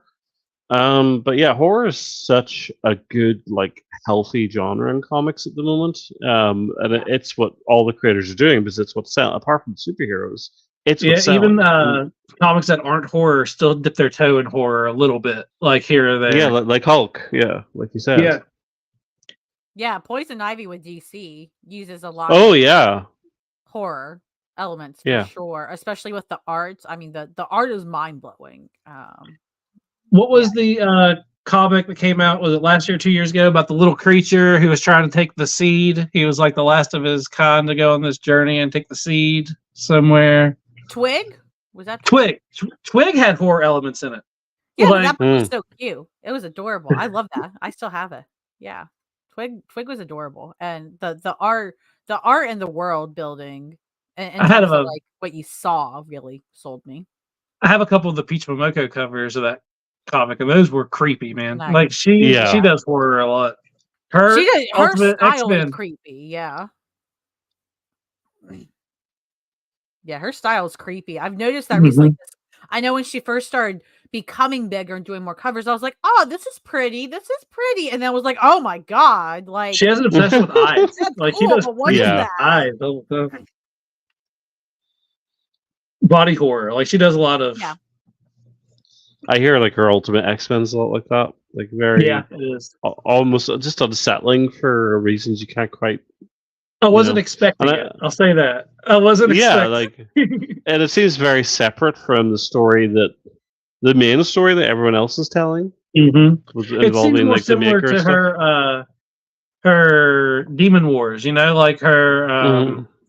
X-Men line. So it's a different universe. Like it seems more like in tune with that than the actual Ultimate Universe. So I don't know if it's related to the Ultimate Universe that's actually going on right now because it's so different. It's so different than It's under the lines technically, yes, but whether it is or not is because if you get Peach Momoko to draw for you, you just let her do what she wants. right.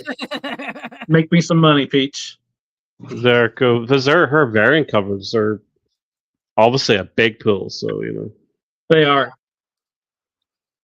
Yeah. They're huge. I think she's the biggest cover artist right now, like in terms of getting people to buy the comic, other than like your Alex Ross or yeah. Apart from Legends,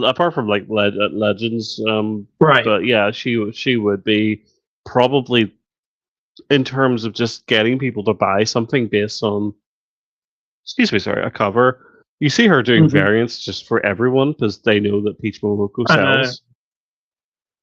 Her and obviously, Lord knows I have a weakness for Maria Wolf. I think her covers are great, and I think she should be bigger than she is. Rian Gonzalez has pretty good covers. Oh, lately. she's They're very great. cutesy. Yeah. I think Maria Wolf is coming to HeroesCon again this year, so I'm hoping I can get another sketch from her because I have a Nightcrawler sketch over here that I had to do. I actually got it for free. That was the crazy part because I bought prints and she said, "Oh, you bought this many prints, so I'll do a free sketch of anybody." I was like, "Really?" She was like, "Yeah," and I was like, "Okay, let's do Nightcrawler." So this year, if I can get a sketch from her, then I'm gonna do Supergirl. I got my print right here. Hey, you got me. Yeah. Just hanging. If she has any more, Well, I'll get. Yeah, if you want another one, I'll get you one again this year. Ooh. Yeah, she's so awesome. badass, and she's so That's cool. pretty. She's sweet. I know. All the demons in the back, like you can't see the detail, but it's crazy. Yeah. Like That's very pretty. She goes, well, she did a Warpath that I think is pretty cool that I would like to have. I mean, we'll talk.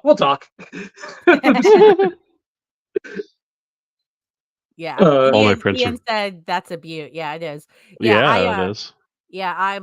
Yeah, she was really cool. Yeah, if there's people, by the way, too, that there's an artist or writer or somebody that is going to HeroesCon here in North Carolina this year that you'd like me to help you get something from, just let me know. I'll be happy to help how I can. Now, if 200 of you ask me to, I don't know if I can do that, but I'll help. I help who I can. So yeah. I'd ask you, but it costs a fortune to ship to the UK for some reason. The world's on fire. Oh, I know. We ship to the UK for our business, and it's always expensive. Very expensive. Yeah, But it's don't know super expensive why. to ship to California. It's cheaper to ship to Canada from here than it is to ship to California from here. It's like it just doesn't make any sense. It's like we're not on the moon. We're just over that way. It's crazy. It's absolutely crazy. Well, those of you guys in the chat, we're probably gonna wrap up this episode soon, but if you guys want to share any of your little tidbits or stories about, your comic journey and what's kept you in comics, please feel free to put those in the comments. I'll give you some time to do that. And we'll be happy to read them and all of that as you wish. If you don't want to share, that's fine. You don't have to. I'll say if I get my friend Paul, I got a bag of comics from him just the other day. A whole bag of comics from Paul. We pull out what we read, and then we just give each other all of my comics. Cool. I put in a short box that I take over to him, and he gives me. These are all X-Men Reds. It looks like X-Men Reds. Nice. Tom Taylor, wasn't it? No, that's the new one, I think. Or those. Oh, the newer one. Taylor. There's so many of the X-Men. These are Al Ewing X-Men Reds. Yeah, that's Krakoa. Yeah. No, I love Tom Taylor's X-Men Red. I think it's really underrated. So this is the last bit of the Krakoa X-Men that I haven't read. This is Dark X-Men and X-Men Red. Nice. While we're waiting for people, and there's my Kitty Pryde stuff too. Savior's a Jerk. Oh, that's nice. I think I have that one too. I'm not sure. I'll have to check my collection. It's the first appearance of Madeline Pryor. No. I think you're right on that. I think it is. Yeah. Her. I think you're right.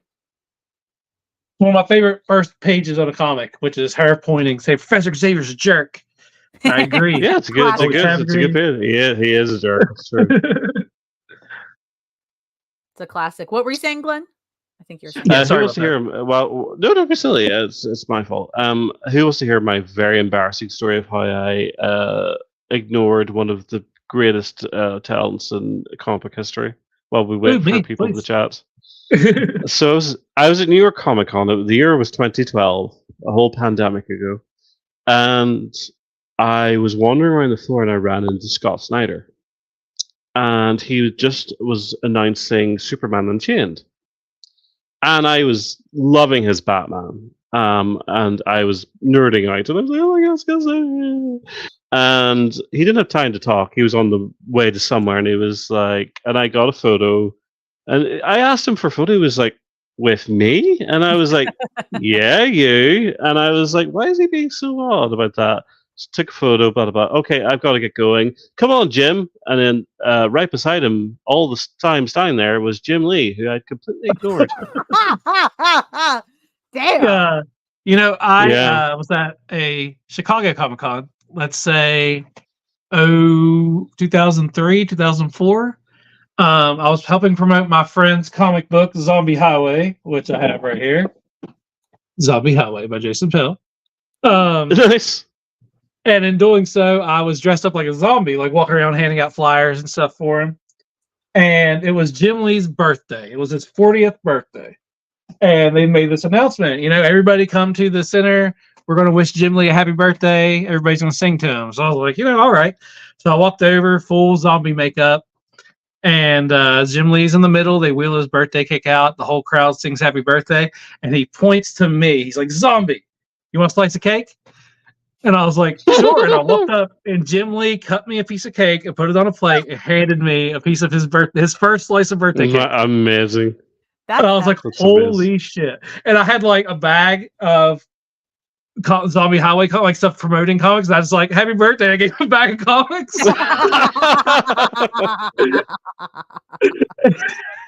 That's amazing. And then I stared at that cake for hours. I gotta eat it. It's gonna mold. I was like, I feel so bad eating. And I have it here today. But Jim Lee, one of my comic heroes growing up, I say he illustrated my childhood.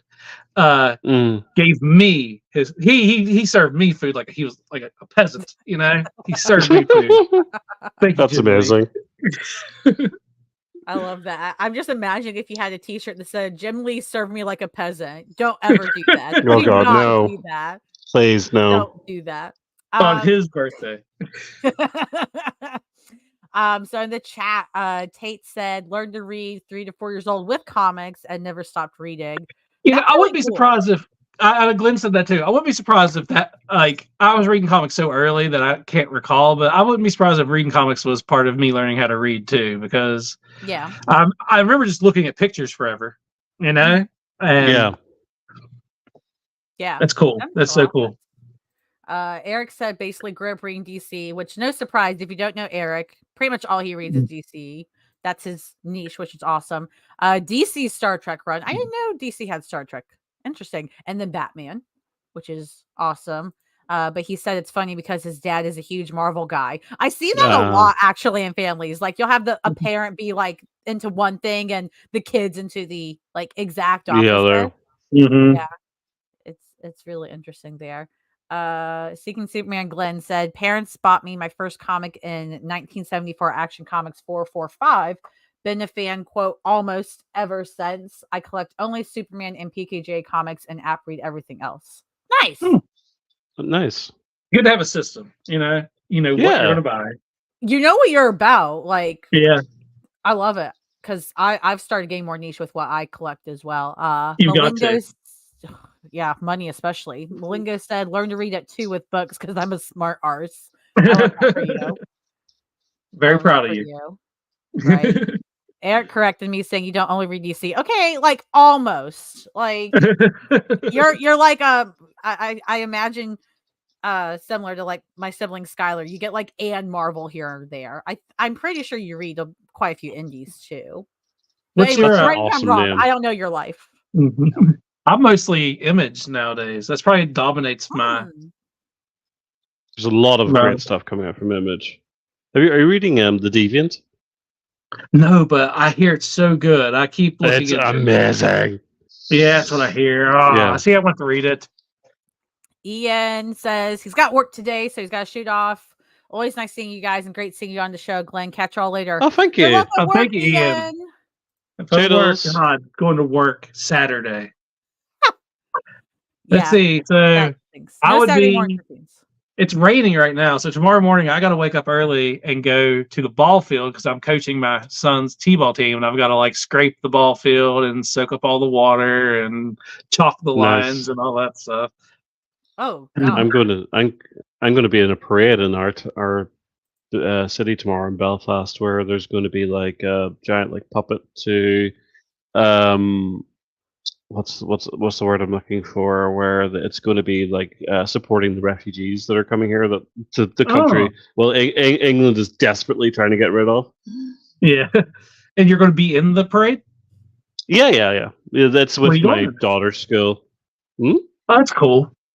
Well, it's like my daughter's school is like one of like the sponsors, and so it's like siblings and parents are invited to walk with the kids. So, sorry, go ahead. I said we just had a parade here in front of our house right before we started this. Kids that are leaving elementary school, graduating 5th grade to go up to the middle school, they have a parade for all the kids, like kind of the bar thing. So we just had a parade here. Yeah, I'm looking forward to it. My kids are very excited. Yeah, gobble up all that candy. Do you guys just throw candy at your parades too? Tons of candy? No. That's not really a thing here, no. Man, that's what it is here. Everyone's standing on the sides, has their bags or have their hat off or something, because every float just throws candy or something to them. If you throw something in this country, you're likely to get in trouble.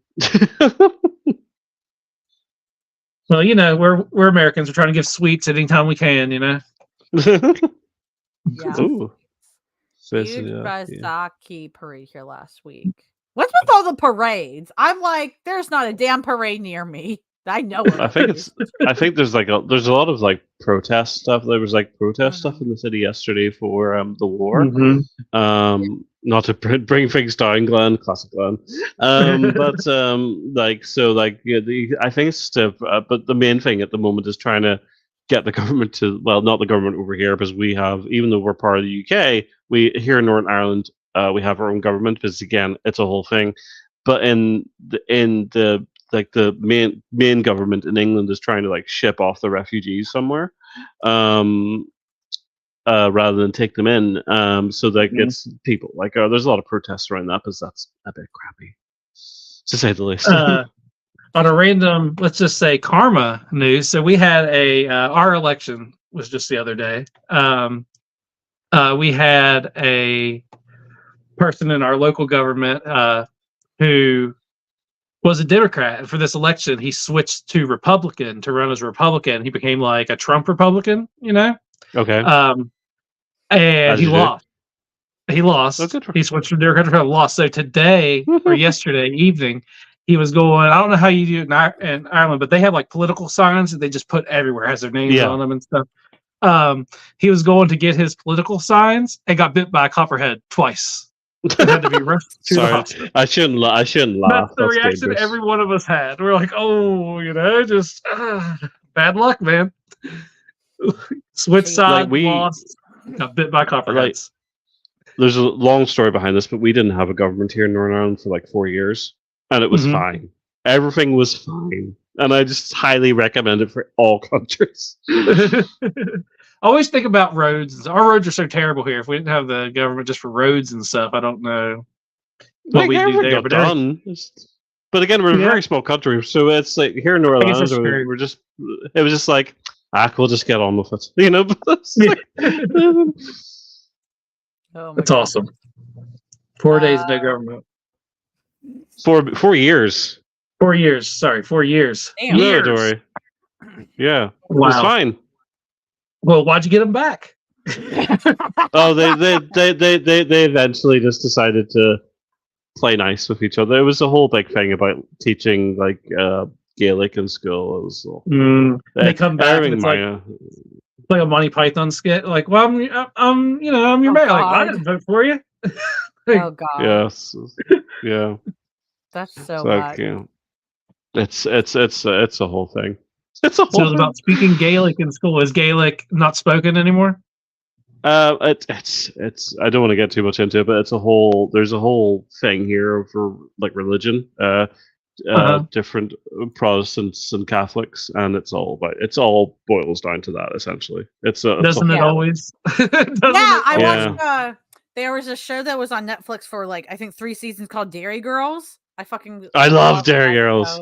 Yep, and they because it takes place during like what time period is it like? That would have been the mid-90s, the Troubles, yeah. See, I was way off. Yeah, so I learned about that stuff through that show because I didn't know about it because America, they don't teach us shit here. So I only know the trailers for Dairy Girls or like the commercials, but I laughed every time. I never watched it. Chase, you would like it. You would like it. I promise you. I'm surprised.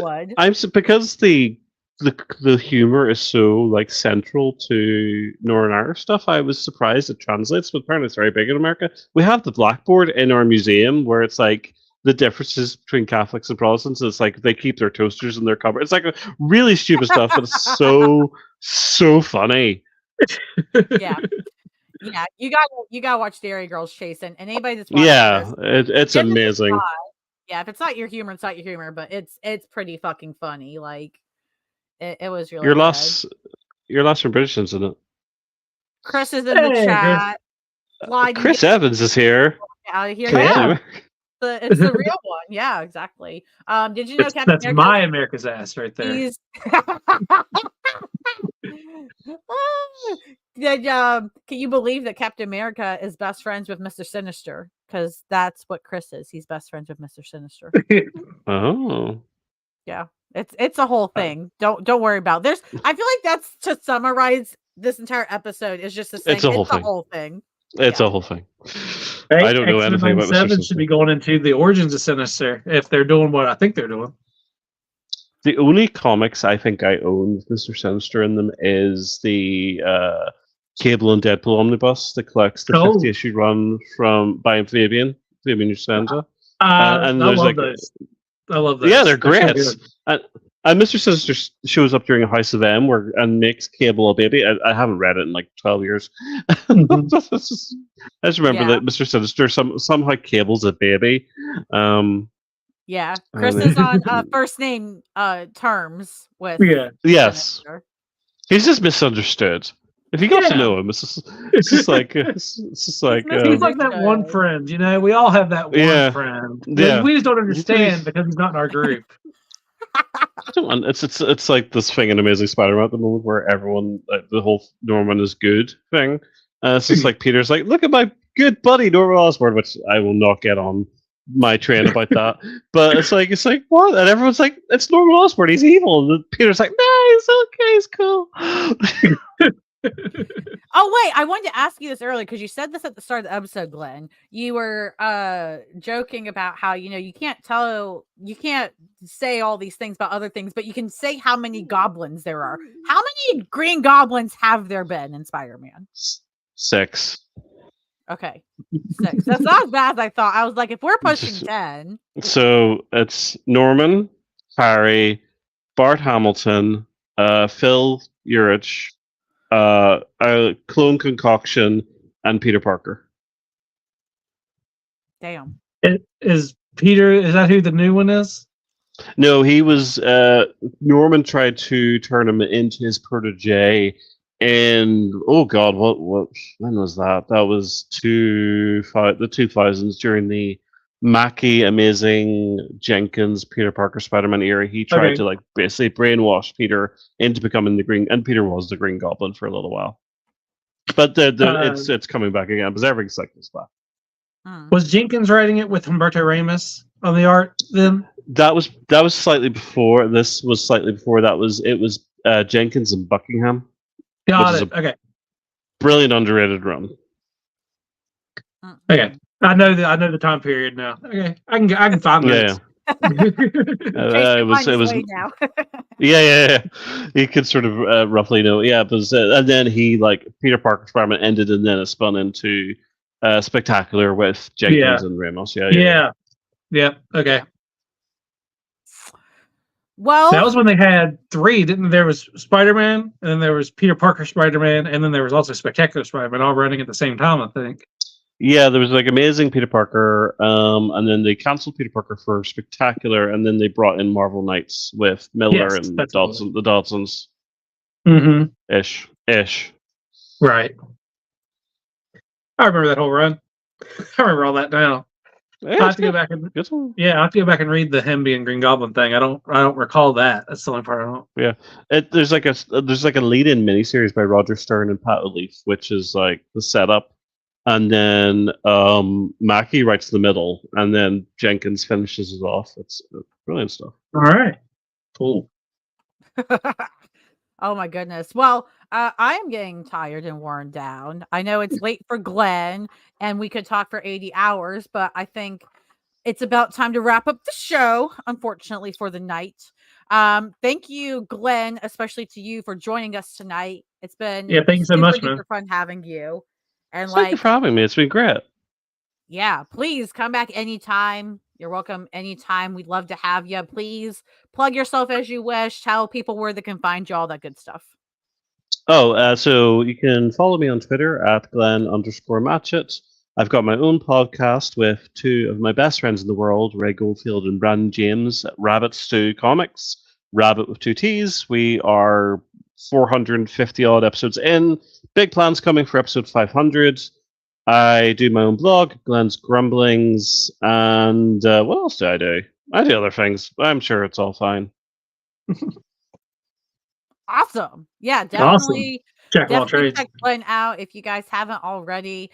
I do want to say before we get to Chase, Superman Glenn said he's impressed with Notice Spider-Man. So you guys can form a powerful alliance. Yeah. Superman and Spider-Man unite. I love it. Yeah. We should do that. Yes. I would love to see it. Chase, where can people find you? Plug yourself away. I comment on comics on Twitter. I'm also that on TikTok and YouTube, but I don't really post on TikTok or YouTube. But if you want someone to follow you to get your numbers going, I'm your guy. I can do it. I love that. Other than that, I've been a lot less on Twitter lately because I'm busy doing other ventures. But I'm trying to get back on there to talk. I have promoted this episode 0, and I felt so bad for it. Absolutely. It's all good. But, yep, find me. I comment on comics. I think it might be at Comic Comics. But yeah, talk away. I just want to talk about comics. Same. As you can tell, we can talk about comics forever. And it's hard to stop. So, well, perfect. Well, Chase, thanks again for being an amazing co-host as always.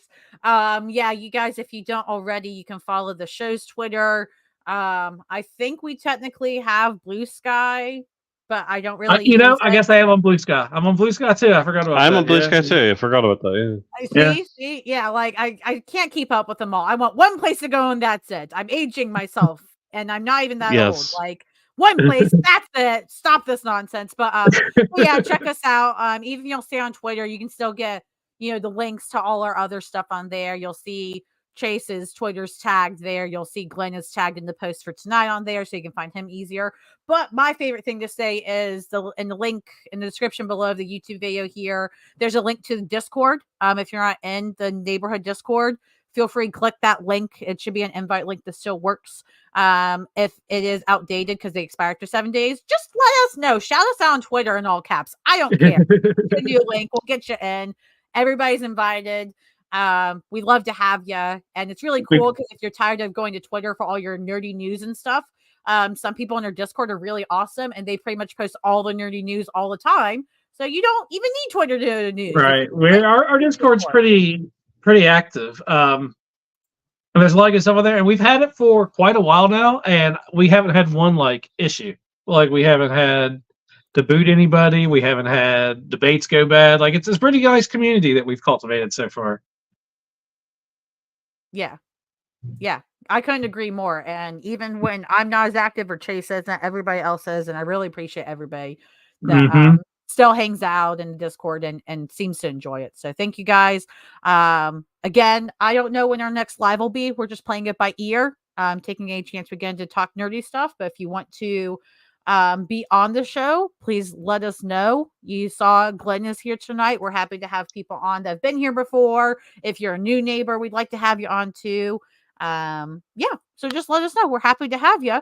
But otherwise, I hope everybody has a great night. Thank you to everybody that was in the chat tonight, especially, and to everybody that'll watch us later.